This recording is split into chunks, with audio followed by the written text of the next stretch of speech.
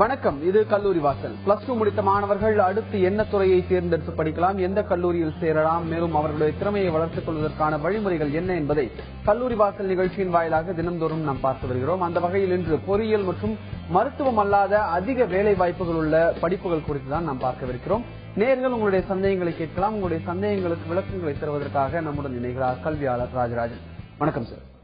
Sir, நிறைய advertisements பாக்குறோம்.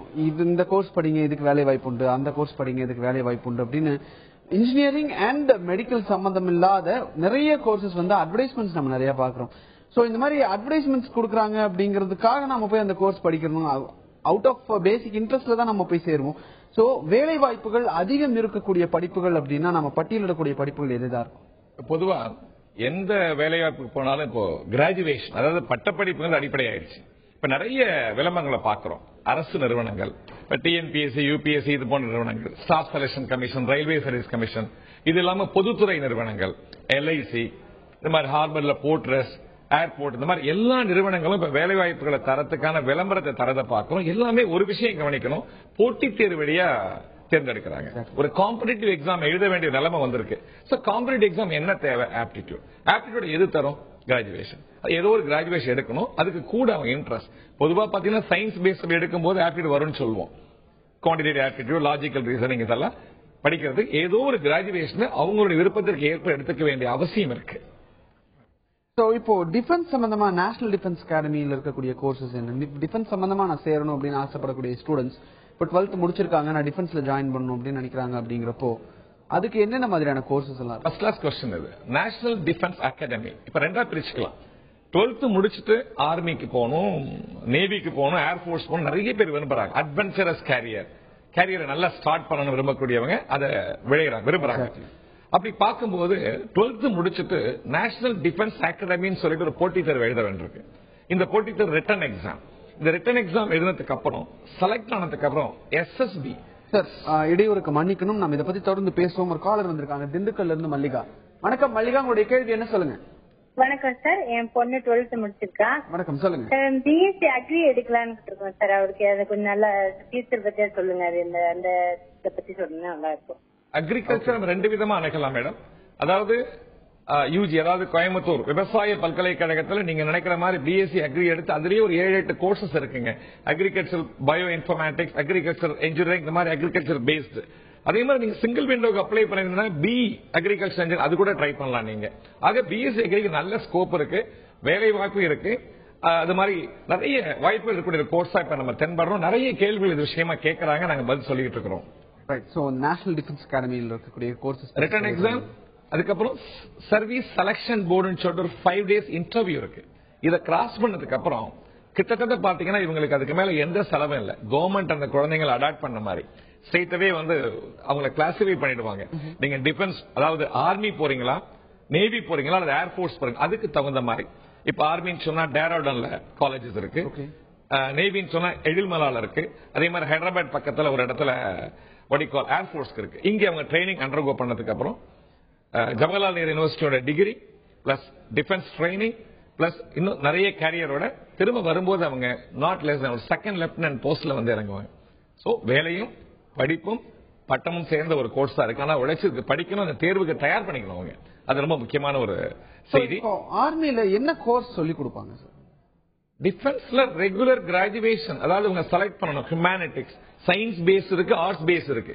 Science base வரும்போது நம்ம usual maths, physics, chemistry, army training, defence training, defence studies, world geography, Indian geography, Indian history, இந்த மாதிரி subjects எல்லாம் வரும். பிளஸ் ஆர்மி ட்ரைனிங், அதுக்கான பயிற்சிகள், games, variety of other personality development course, ஆக ஒரு லீடர்ஷிப்கான அத்தனை அங்க கிடைக்கும் உங்களுக்கு. சோ அவங்க வரும்பொழுது ஒரு நல்ல போஸ்டுக்கு வரதுக்கான தகுதியை கொடுக்கக்கூடிய கோர்ஸா அது அமையும். இதுதான் நேஷனல் டிஃபென்ஸ் இருக்கக்கூடிய கோர்ஸ் பத்தி நம்ம சொல்லணும். அதுக்கு இன்னொரு செய்தியும் சொல்லணும். ஆர்மியில டைரக்டா வேலை வாய்ப்பு போறதுக்கான கோர்ஸ் வந்திருக்கு. அதாவது டெக்னிக்கல் கோர்ஸ் 10+2 என்ட்ரி அப்படின்னு சொல்லிட்டு அதுவும் ஒரு போட்டித் தேர்வு வழியா போக வேண்டியிருக்கு. அதுக்கும் எல்லாரும் விண்ணப்பிக்கலாம். டைரக்டா அவங்க கோர்ஸ் முடிச்சுட்டு ஒரு ஆர்மி ஆபீசரா அகைன் லெப்டினன்ட், தென் கேப்டன், தென் மேஜர், இந்த மாதிரி போறதுக்கான வாய்ப்புகள் நல்ல ஒளிமயமாக அவங்களுக்கு காத்துட்டு இருக்கு அப்படின்னு சொல்லலாம். ஓகே சார், ஒரு காலர் வந்திருக்காங்க கல்பாக்கம்ல இருந்து கார்த்திக். வணக்கம் கார்த்திக், உங்களுடைய சந்தேகம் என்ன நீங்க கேட்கலாம். Good evening, sir. I'm Karthik from Kalpakam. I'm a CBSE student. Yes. I got an engineering seat in a deemed university. Deemed university. சொல்லுங்க. It's studying engineering in deemed university is better or under Anna University is better? இந்த question வந்து கொஞ்சம் sarcastic question கேட்டுறீங்க. பரவாயில்ல, நீங்க எங்க படிச்சாலும் அதை சிறப்பா படிக்கணும். அங்க தி பெஸ்டா இருங்க. டீம்டு யூனிவர்சிட்டி ரெகனைஸ் யூனிவர்சிட்டி தான், அதுல மாற்று கருத்து இல்ல. நீங்க நல்லா படிக்கணும், உங்களை அந்த கோர்ஸுக்கு தகுதி ஆக்கிக்கணுங்கிறதா என்னுடைய சஜஷன். நீங்க சர்டிபிகேட் வேல்யூ கம்மியா இருக்கும்னு சொல்றாங்க, உண்மையா இல்லையா?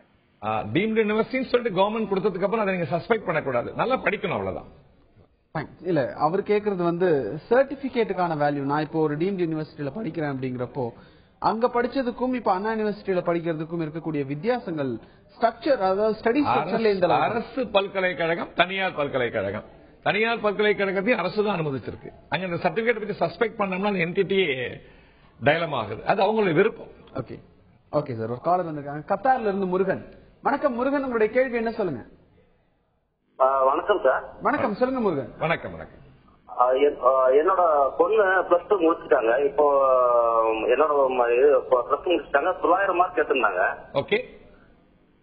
அதுல வந்து பாத்தீங்கன்னா ரிசல்ட் வர்றதுக்கு முன்னாடியே வந்து பிஏ இங்கிலீஷ் எடுக்கணும்னு தான் என் பொண்ணோட ஆசை. சரிங்க. அது கிடைக்கலங்க. இப்போ வந்து பயோலஜி, பிஎஸ்சி பயோலஜி எடுத்துக்காங்க சார். நீங்க பொண்ணை பத்தி பேசிட்டு இருக்கீங்க, அது என்ன செஞ்சீங்கன்னு சொல்லுங்க முதல்ல. பயாலஜி எடுத்துட்டாங்க. அந்த பயாலஜி எடுத்ததுனால வந்து பின்ன வேலை வாய்ப்பு அதுகளுக்கு எப்படி சார் இருக்கும்? எல்லா கோர்ஸ்க்கும் அவங்க அந்தந்த கோர்ஸினுடைய திறமைக்கு அடிப்படை வேலை வாய்ப்பு இருக்குங்கிறத நாங்க வலியுறுத்திட்டு இருக்கோம். ஆக எந்த கோர்ஸ் எடுத்தாலும் நல்லா படிச்சு கிராஜுவேஷன் முடிச்சதுக்கு அப்புறம் தேர்வுகளுக்கு தயார் பண்ணிக்கணுங்கிறதா முக்கியம். கண்டிப்பா வேலை வாய்ப்பு எல்லா கோர்ஸுமே இருக்குங்கிறத மனசுல வச்சுக்கோங்க. சோ இப்போ ஒரு காலர் வந்தப்போ அக்ரிகல்ச்சரல் கோர்ஸ் பத்தி கேட்டாங்க. நம்ம அதை பத்தி தொடர்ந்து பேசுவோம். ஏன்னா அதுக்கான வேலை வாய்ப்புகள் வந்து ரொம்ப அதிகமா இருக்கு. நம்ம ஒரு திட்ட வேலை பார்க்கணும் அப்படிங்கறதே அதுல இல்லாம நம்மளே வந்து ஒரு ஆண்டர்பிரினரா மாறதுக்கான வாய்ப்புகள் ரொம்ப அதிகமா இருக்கு. அந்த அக்ரிகல்ச்சர் சம்பந்தமான கோர்சஸ் எல்லாம் நம்ம அதை பத்தி எல்லாம் தொடர்ந்து பேசுவோம். காலர் வந்திருக்காங்க நெல்லையில இருந்து ஆனந்தலட்சுமி. வணக்கம் ஆனந்தலட்சுமி, உங்களுடைய கேள்வி என்ன சொல்லுங்க. Good evening sir. சார் நான் இப்போ வந்து பிஎஸ்சி கெமிஸ்ட்ரி ஃபர்ஸ்ட் இயர் பண்ணிட்டு இருக்கேன். ஓகே. அப்புறம் ஹலோ சார், சொல்லுங்க. தொடர்ந்து பேசலாம், சொல்லுங்க. Sir BSc chemistry first year பண்ணிட்டு இருக்கேன். எனக்கு 2 क्वेश्चन இருக்கு. இப்போ கேவிபிஓ எக்ஸாம் அப்படிங்கறது வந்து பிஎஸ்சி ஃபர்ஸ்ட் இயர்லயும் பண்ணலாமா? எப்படி அதுக்கு ப்ரிப்பேர் பண்ணனும்? அப்ப ஜாம் எக்ஸாம்க்கு எப்படி ப்ரிப்பேர் பண்ணனும்? அருமையான கேள்வி கேட்டிருக்கீங்க. கேவிபிஓ எக்ஸாம் வந்து நீங்க வெப்சைட் போய் பாருங்க. நீங்க ஃபர்ஸ்ட் இயர் ஸ்ட்ரீம்ல பண்றதுக்கான எஸ்ஏ ஸ்ட்ரீம், எஸ்எக்ஸ் ஸ்ட்ரீம் இருக்கு. அந்த ஸ்ட்ரீம்ல போறதுக்கான வாய்ப்புகள் இருக்கு. வெப்சைட் போய் பாருங்க. அது விஷயமான செய்திகள் தெளிவாக போட்டிருக்கும். KVPY scholarship exam is a good question. இன்னொரு क्वेश्चन கேக்குறதா சொன்னீங்களே. ஜாம் எக்ஸாம்க்கும் என்ன எப்படி ப்ரிப்பேர் பண்ணனும்? ரெண்டுக்கும் சேம் தானா? என்ன எக்ஸாம்? Jam JAM BSc. நீங்க அது கிராஜுவேஷன் முடிச்சிட்டு ட்ரை பண்ணலாமா? நல்ல எக்ஸாம் தான். அதுவும் நல்ல காம்படிட்டிவ் எக்ஸாம். நல்ல பயிற்சி பண்ணி அதுக்கு ட்ரை பண்ணணும். All the best. Okay sir. இன்னொரு காலர் வந்திருக்காங்க தேனியில இருந்து பத்மாவதி. வணக்கம் பத்மாவதி, உங்களுடைய கேள்வி என்ன சொல்லுங்க. ஹலோ சார், என் பொண்ணு 190 சார். ஓகே. நாங்க பிசி மெக்கானிக்கல் எடுக்கலாம்னு இருக்காங்க சார். டாப் 10ல கிடைக்குமா? என்ன இல்ல எடுக்கீங்க? டிசிடில டாப் 10ல கிடைக்குமாங்க சார்? என்ன டிசிடில வந்து கேம்பஸ் பிளேஸ்மெண்ட் எப்படிங்க சார் இருக்கும்? இல்ல என்ன கோர்ஸ்? ஓவரால் என்ன BE mechanical sir. B 195 cut off BC கோட்டானாங்க. Okay okay. ஓவரால் ரேங்க் வந்து 9422 சார். மூணாவது நாள் இது counselling. Okay okay, I understand. B mechanical இது 191 சார். அக்ரீன் கிடைக்குமாங்க சார்? அதாவதுங்க நீங்க செலக்ட் பண்ணிருக்கிற மெக்கானிக்கல் கோர்ஸ் வந்து ரொம்ப நல்ல கோர்ஸ்ங்க. அது எந்த காலேஜ்ல கிடைச்சாலும் அந்த காலேஜோட தரம் பார்த்து நீங்க சேரலாம். அதுவும் கேர்ள்ஸ் பிஇ மெக்கானிக்கல் சேரது ஒரு நல்ல வாய்ப்பு. இப்ப அவங்களுக்கான வாய்ப்பு நிறைய உருவாகிட்டு இருக்கு. அது நல்லாவே போயிட்டு இருக்கு. நீங்க மெக்கானிக்கல் இன்ஜினியரிங் தாராளமா சேர்க்கலாம். All the best. Right sir. Sir இப்போ எந்த ஒரு கோர்ஸ் நம்ம செலக்ட் பண்ணணும்னாலும் ஒரு 4 வருஷம் 5 வருஷம் கழிச்சு அந்த கோர்ஸினுடைய பொசிஷன் எப்படி இருக்கும், அதுக்கான அந்த பொருளுக்கான டிமாண்ட் அண்ட் சப்ளை எப்படி இருக்கும் அப்படிங்கறத பொறுத்து தான் வந்து அந்த கோர்ஸ் நம்ம எடுக்கலாமா வேண்டாமான்னு இப்ப டிசைட் பண்ணிட்டு இருக்கோம். இப்போ இந்த ஷோக்கு வர நிறைய காலேஜ் வந்து இது 5 வருஷம் கழிச்சு இதனுடைய ஃபியூச்சர் எப்படி இருக்கும் அப்படின்னு நிறைய பேர் கேக்குறாங்க. அப்படி பார்த்தா அக்ரிகல்ச்சரல் கோர்சஸ்க்கு தான் வந்து அதிகமான ஸ்கோப் இருக்கிறதுக்கான வாய்ப்புகள் அதிகமா இருக்கு. காரணம் என்ன, நம்ம தினமும் சாப்பிடுறோம், அதுக்கான உணவுகள் வந்து நமக்கு தினமும் எல்லாத்துக்குமே தேவைப்படுது. ஆனா அதிகமான மாணவர்கள் அக்ரிகல்ச்சரல் கோர்சஸ்க்கு போகாம இருக்கிறதுக்கு ரீசன் என்ன? திரும்பி பார்த்தா ஒரு பெரிய தவறு. சமுதாயத்தினுடைய நோக்கம் உடனடி தேவையை நோக்கி போயிட்டோம். இன்ஸ்டன்டேனியஸா இன்னைக்கு எனக்கு கிடைக்கும், ஒரு வேலை பார்த்தோமா மாச சம்பளம் கிடைச்சுதாங்கிற மாதிரி. இயற்கையோட சார்ந்தது விவசாயம், காத்திருக்கணும். அதுல நிறைய நேச்சுரல் டிசாஸ்டர் ரிஸ்க் எல்லாம் இருக்கிறதுனால அதை கொஞ்சம் தள்ளி போட்டாங்க. இப்ப அந்த தவறை உணர்ந்து திரும்ப மறுமலர்ச்சி அடைஞ்சிட்டு இருக்கு. விவசாயத்தை நோக்கி போய் தான் ஆகணும். அதுக்கான படிப்புகள் உருவாகிட்டு இருக்கு.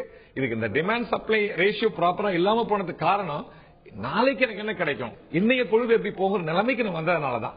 அது மாறுதலா யோசிக்கின்ற பொழுது நிச்சயமாக விவசாயம் மீண்டும் மறுமலர்ச்சி அடையத்தான் செய்யும். எக்ஸாக்ட்லி. சோ அதுக்கான கோர்சஸ் இப்போ முதல்ல இருக்கிற கோர்சஸ்க்கு இப்ப நிறைய பேர் நிறைய அப்டேட் ஆயிருக்கு. இன்ஜினியரிங் பொறியியலோட இணைந்து போகுது, நிறைய மாடர்ன் டெக்னாலஜி இணைந்து போற மாதிரி இருக்கு. ஸ்டாட்டிஸ்டிக்ஸ் உள்ள வந்திருக்கு, கெமிஸ்ட்ரி உள்ள வந்திருக்கு. இதெல்லாம் இணைந்து ஒரு ஆராய்ச்சி பூர்வனா இப்ப இருக்கக்கூடிய சூழ்நிலை, பருவ சூழ்நிலை, இப்ப இருக்கக்கூடிய என்விரான்மெண்டல் சூழ்நிலைக்கு தக்கவாறு அந்த விவசாயம் முன்னுக்கு வரதுனால ஒரு மிகச்சிறந்த எதிர்காலத்தை அக்ரிகல்ச்சரல் கோர்சஸ்க்கு இனி வரக்கூடிய காலங்கள்ல ரொம்ப பெரிய எதிர்காலம். அக்ரிகல்ச்சர் பேங்கிங் தேவையா இருக்கு, பேங்க் ரிலேட்டடா போகுது.